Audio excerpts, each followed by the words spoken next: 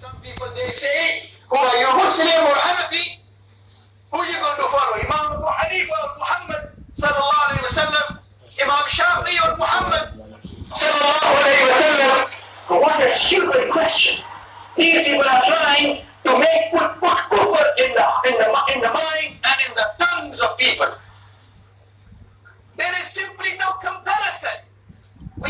If a person is Hanafi, Shafi, Maliki, Hanbali, whatever, it doesn't mean he gives Abu Hanifa or Shafi rahmahullah or Imam Malik or Imam Ahmad bin Hanbal preference over Muhammad sallallahu alayhi wa sallam. How can any Muslim give preference to any Imam over Muhammad sallallahu alayhi wa sallam? When a person says he's a Hanafi, he's a Shafi, he's a Maliki, that means from the teachings of Muhammad sallallahu alayhi wa sallam, from the controversial, ambiguous, undefined issues, he follows the interpretation of Abu Hanifa, or he follows the interpretation of Imam Shafi, or Imam Malik, or Imam Ahmad bin Hanbal rahimahullah.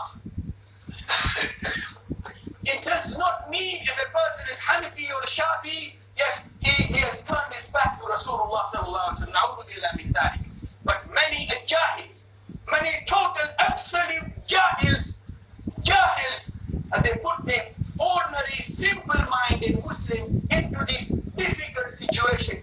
Don't you say you're a Hanafi, don't you say you're a Shafi or a Maliki or a Hanbali. Well, what's wrong with saying if you're a Hanafi or a Maliki or a Shafi or a Hanbali? It only means that in the controversial issues, how many times did the Prophet ﷺ say prayer was obligatory? 5 times. How many times did Hanafis pray? Shafis? Malikis, Hanbalis, Salafis. So when Hanafi prays 5 times a day, what time do Salafis pray Fajr? After sunrise, before sunrise, before dawn, after dawn, between dawn and sunrise. Hanafis, Shafis, Malikis, Hanbalis, Salafis. In the basics of Islam, where there is no controversy, everybody is the same. Whether you're Hanafi, whether you're Maliki, whether you're Shafi, mashallah, these are different ways, these are different madhabs, as they say. This madhab doesn't mean a different religion. This means a different interpretation.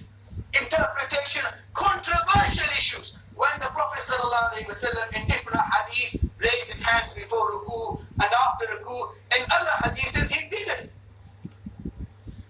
Ameen loudly, on occasions lowly. On occasions putting your hands slightly higher, slightly lower. And in other issues, is that Islam, whether you put your hand here or whether you put your hand here?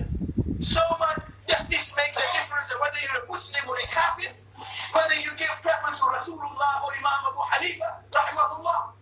These are just plain, for 1400 years, ummah as a whole, from the east to the west, from the north to the south, has been following one of the Imam. No problem. Whether you follow Imam Shafi, whether you follow Imam Malik, whether you follow Imam Ahmad bin Hanbal, or whether you follow Imam Abu Hanifa, rahimahullah, no problem.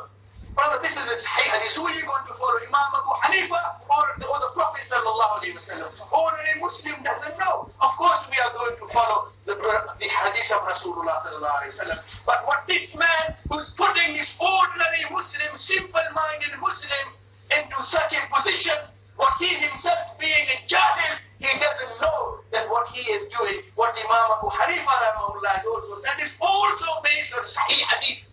In fact, Imam Abu Hanifa rahimahullah and Imam Ahmad bin Hanbal were of the opinion even a Za'if hadith is better than no hadith.